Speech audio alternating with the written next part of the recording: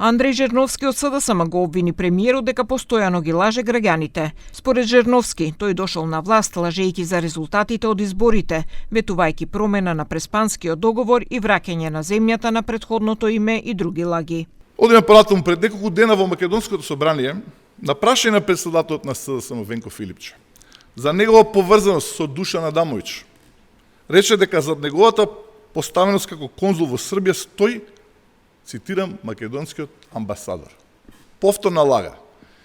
Бидејќи почесен конзул, кај нас, се носи со одлука на влада, на седница на влада, на предлог на влада, како и амбасадор.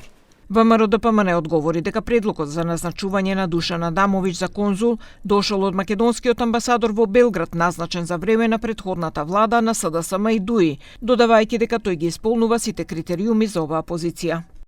Во врска со предлогот за Душан Адамовиќ за конзул, тој доаѓа од македонскиот амбасадор во Белград, назначен уште од времето на владата на СДСМ и ДУИ.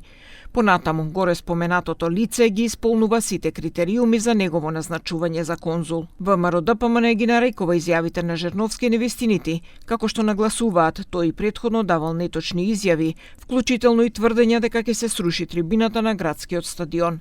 ВМРО-ДПМН соопшти дека тој со години не донел резултати во политиката и дека действува под влијание на поранешниот премиер Зоран Заев и лидерот на СДСМ Венко Филипче.